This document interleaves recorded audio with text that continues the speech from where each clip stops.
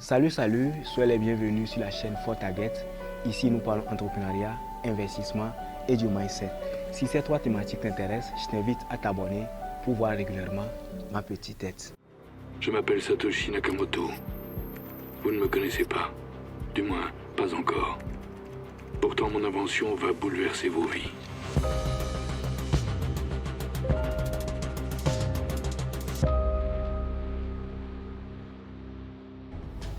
Les amis, une fois encore, soyez les bienvenus dans notre rubrique qui est dédiée au trading et aux crypto-monnaies. Aujourd'hui, nous allons parler de Satoshi Nakamoto. Qui est Satoshi Nakamoto? Avant 2009, personne ne connaissait le Bitcoin. Mais de nos jours, le Bitcoin est connu et utilisé par des milliers de personnes, les amis. Le Bitcoin est même adopté par des États comme monnaie légale. Rappelons que la première transaction en Bitcoin fut initiée par Satoshi Nakamoto pour l'achat de 2 pizzas. Les amis, 2 pizzas. Donc, déjà, on voit qu'on n'a pas pris le Bitcoin pour acheter des armes à ses débuts. On n'a pas pris pour faire des détournements de fonds, contrairement à ce qu'on peut, nous faire croire. Le Bitcoin n'a pas été utilisé. Premièrement, pour essayer d'acheter des armes, le terrorisme, quoi, et des choses qu'on essaie de nous faire croire. Non. La première transaction du Bitcoin a été initiée pour acheter 2 pizzas. J'aimerais manger ces pizzas-là maintenant. Donc, rappelons que Satoshi Nakamoto est le nom qui a été utilisé pour acheter le nom de domaine bitcoin.org.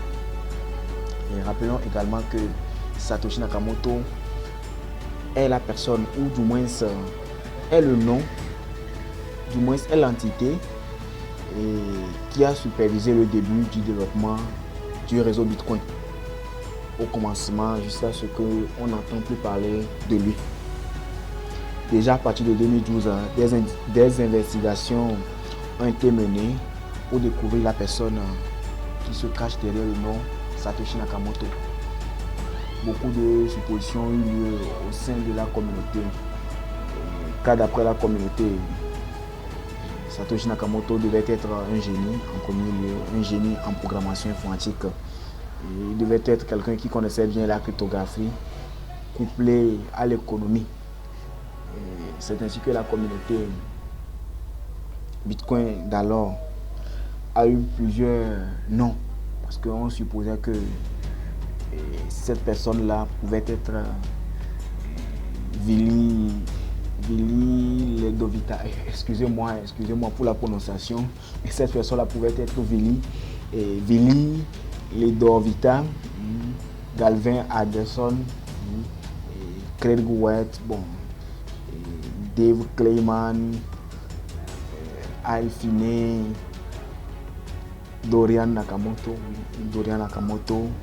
Nick Szabo, Shinichi Moshibuki et Ross Ulbricht. Ces noms-là, plus d'autres personnes et plus d'autres noms, c'est ce que moi j'ai pu trouver. Mais au début, la communauté avait pensé que Satoshi Nakamoto pouvait être ces personnes. Ou bien et ces personnes se sont révélées à un moment à une autre comme si ce sont eux qui étaient à l'origine du Bitcoin. Mais malgré tous ces candidats, la communauté n'a pas trouvé en eux la fiabilité et qu'ils étaient vraiment les créateurs du Bitcoin. Donc ce qui fait que la communauté est revenue à sa case de départ. On est toujours à la case de départ. Nous ne savons pas actuellement, à l'heure où je suis en train de faire cette vidéo là, nous ne savons pas qui est à l'origine, mais qui est derrière le Bitcoin, les amis. Cela pouvait être un homme, nul ne le sait, une femme, un enfant. Si c'était même un enfant, il n'était plus un enfant. Ou bien une groupe de personnes, ce qu'on fait, on ne sait pas qui est derrière, mais nous savons que nous avons une entité qui est Satoshi Nakamoto. C'est lui qui est derrière le Bitcoin. C'est lui qui est derrière le Bitcoin. Donc, c'est ce que j'ai à partager avec vous, les amis. Qui est Satoshi Nakamoto? C'est ça. ça qui est Satoshi Nakamoto, les amis. Donc si vous aussi vous avez des idées, bien, vous savez qui est Satoshi Nakamoto, les amis, n'hésitez pas à partager cela avec nous. Si vous avez des suggestions, n'hésitez pas à partager cela avec nous au sein des commentaires pour qu'on puisse tous apprendre, les amis. Et à propos également, j'ai préparé une playlist de 6 vidéos qui apparaîtra chaque samedi, qui nous parle un peu de l'histoire du Bitcoin approfondi. Et donc je vous invite à vous abonner et à aller consulter cette playlist là qui sera mise à jour progressivement chaque samedi avec une nouvelle vidéo jusqu'à 6 semaines. Donc les amis, on se dit à bientôt pour de nouvelles histoires ou bien pour de nouvelles thématiques, les amis. Ciao, ciao.